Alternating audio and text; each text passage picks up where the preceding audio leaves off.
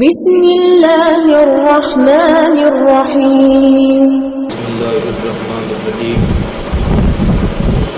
ولا تشرکوا باللہ وبالوالدین احسانا صدق اللہ العظیم۔ عزیزان اکرامی قدر، اللہ رب العزت نے قرآن مجید فرقان حمید میں بارہا مرتبہ اور بہت سارے مقامات پر والدین کے حقوق کے بارے میں بات کی، اس سے بات کیسے کی جائے، ان کے ساتھ رہا کیسے جائے، ان کے لیے دعا کس انداز میں مانگنی چاہیے، ان کی جو بات ماننی ہے، جو بات نہیں مان سکتے، قرآن کی روشنی میں اللہ رب العزت نے وہ ساری کی ساری قرآن مجید فرقان حمید کے اندر ہمیں تعلیم فرما دی۔ آیت پاک جو تلاوت کی، اللہ رب العزت ارشاد فرماتے ہیں وَلَا تُشْرِكُوا بِاللَّهِ، فرمایا اللہ رب العزت وحدہ لا شریک ہے، اللہ کے ساتھ کسی کو شریک نہ ٹھہراؤ، اللہ ہی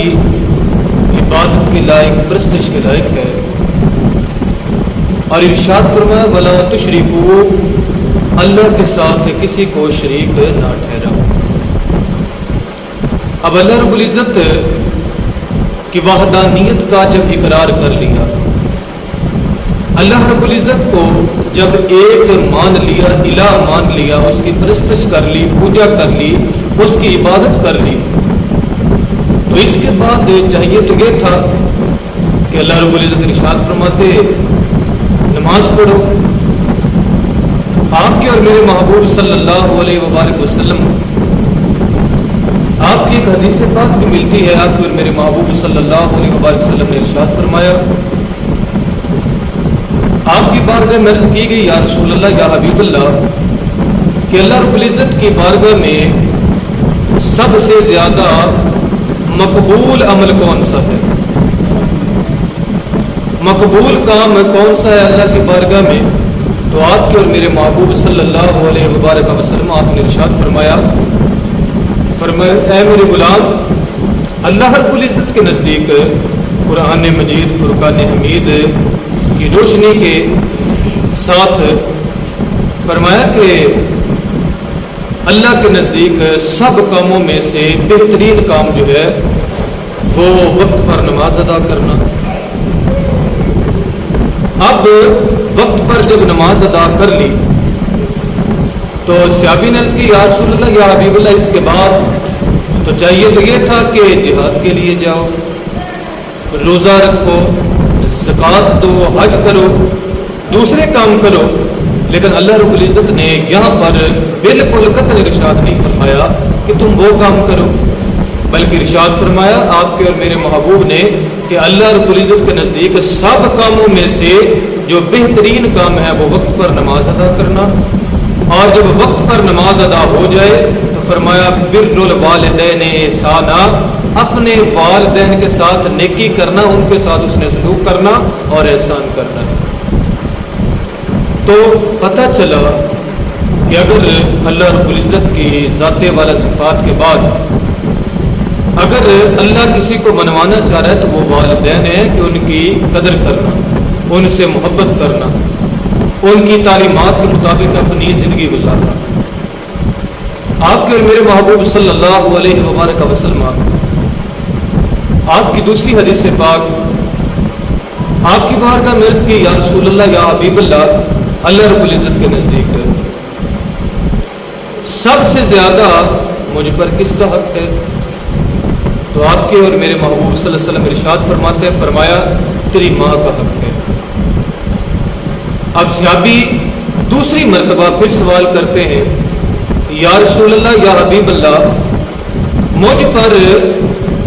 سب سے زیادہ تو میری ماں کا حق ہو گیا، تو یا رسول اللہ میری ماں کے بعد کس کا حق ہے؟ تو حضور ارشاد فرماتے ہیں، فرمایا تیری ماں کا حق ہے۔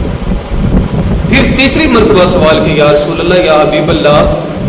اب کس کا ہے، میری ماں کے بعد کس کا حق ہے؟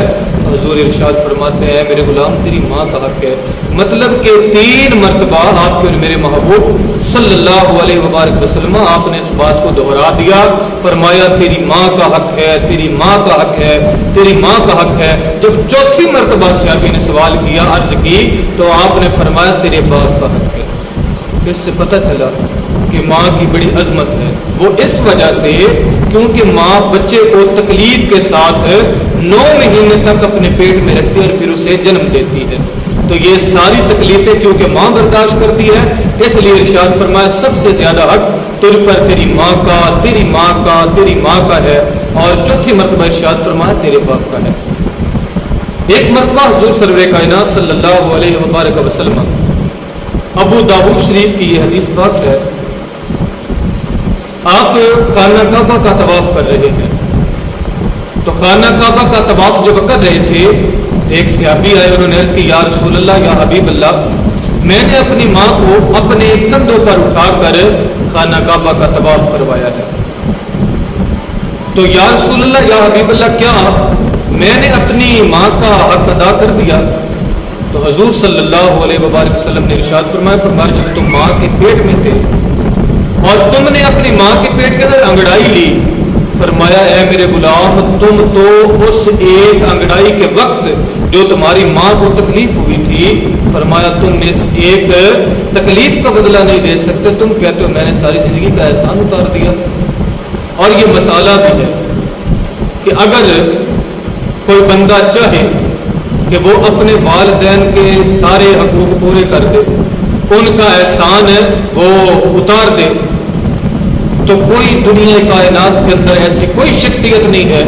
جو اپنے والدین کے احسان کو اتار سکے یا ان کی نیکیوں کا، بھلائیوں کا جو صلہ ہے وہ انہیں دے سکے، ان کا حق ادا کر سکے۔ ایک ہی صورت ہے، وہ فقہاء کرام اور محدثین کرام فرماتے ہیں کہ اگر کسی بندے کے والدین کافر ہوں یا پھر وہ کسی کے غلام ہوں، تو جب وہ بندہ اپنے والدین کو تو جس کے وہ غلام ہیں اس کی غلامی سے نکال کر انہیں آزاد کروا دے، تو فرمایا پھر اس صورت میں اللہ رب العزت اس بندے سے راضی ہو جائے گا، اور یہ بندہ جو ہے اس نے گویا کہ اپنے والدین کا حق ادا کر دیا۔ تو ایک ہی صورت ہے کہ اگر کوئی بندہ اپنے والدین جو غلام ہو کسی کے، انہیں آزاد کروا کے چھوڑ دے، تو اللہ رب العزت کی طرف سے گویا ایسے ہی اسے ثواب ملے گا جیسے اس نے اپنے والدین کا حق ادا کر دیا۔ تیسری حدیث پاک آپ کے اور میرے محبوب صلی اللہ علیہ وبارک وسلم، آپ کی بارگاہ عالیہ میں بہت سارے لوگ آتے سوال کرتے۔ ایک دن ایک صحابی سوال کرتے ہیں یا رسول اللہ، یا حبیب اللہ،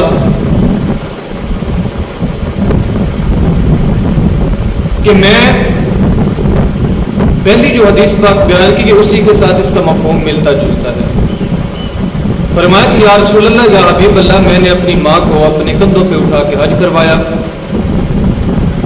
تو کیا میں نے اپنی ماں کا حق ادا کر دیا؟ تو آپ کے اور میرے محبوب صلی اللہ علیہ وسلم نے ارشاد فرمایا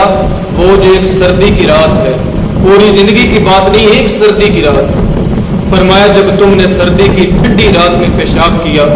تو تمہاری ماں نے تمہیں گیلی طرف سے اٹھا کر سوکھی جانب ڈال دیا، تو خود گیلے پر لیٹ گئی،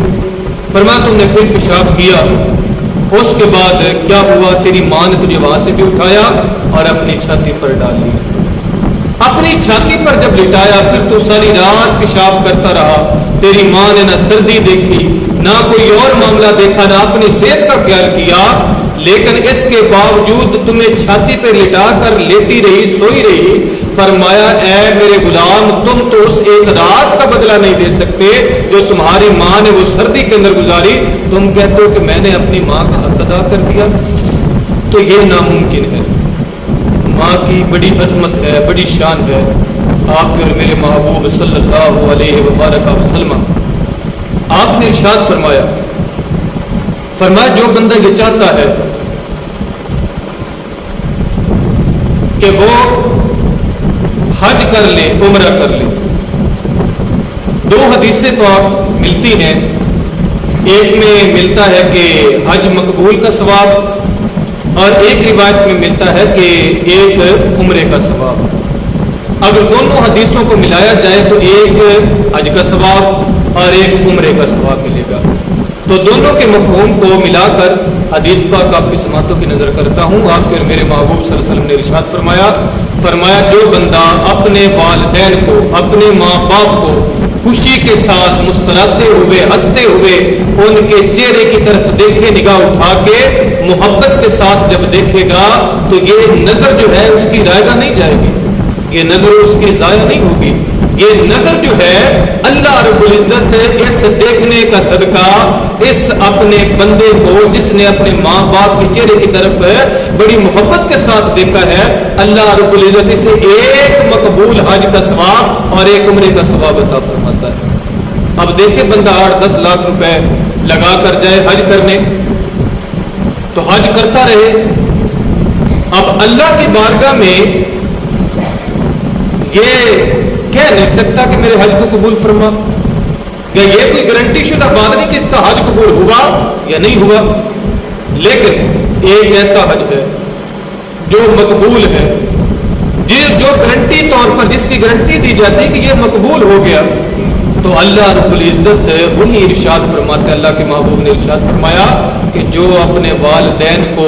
پیار کے ساتھ دیکھے، ان کی زیارت کرے، ایک بار نظر اٹھا کے دیکھے گا، اللہ رب العزت ایک مقبول حج کا اور ایک عمرے کا ثواب عطا فرماتا ہے۔ اور اگر ایک بار سے زیادہ مرتبہ دیکھے تو پھر کیا ہوگا؟ مطلب یہ ہوا کہ ایک بار دیکھا، 2 بار دیکھا، 3 بار دیکھا، مطلب کہ 1 منٹ میں 60 سیکنڈ ہوتے ہیں، تو کوئی بندہ اپنے ماں باپ کو آنکھیں جھپک جھپک کر محبت کے ساتھ 60 مرتبہ 1 منٹ میں دیکھے گا تو وہ اتنا وقت لگا کے 1.25 مہینہ لگایا، اس کے بعد 8-10 لاکھ روپے حج کے لیے لگائے، سفر کیا، صحبتیں برداشت کی، سارے وہاں پہ دکھ غم دیکھے، موسم کو برداشت کیا، لیکن ایک بندہ اپنے گھر میں بیٹھ کر 1 منٹ کے اندر 60 مرتبہ اگر اپنے والدین کو محبت کے ساتھ دیکھتا ہے تو اللہ رب العزت کی عزت کی قسم ہے، اللہ اسے ایک مقبول حج جو قبول ہو چکا ہے رب کی بارگاہ میں اس کا بھی ثواب دیتا ہے، ایک عمرے کا بھی ثواب عطا فرماتا ہے۔ تو والدین کی بڑی شان اور عظمت ہے، یہی وہ والدین ہوتے ہیں جن کا سایہ ہمارے سروں پر جب تک قائم رہتا ہے تو بڑی آزادی کے ساتھ گھومتے ہیں، بڑی محبت کے ساتھ چلتے ہیں، گھر کی فکر نہیں ہوتی، جلدی آ گیا، دیر سے آ گیا، جس وقت بھی آ گیا، لیکن ماں ایسی چیز ہے اس کی نگاہیں جو دروازے پہ ٹکی ہوتی ہیں، دروازے پہ لگی ہوتی ہیں،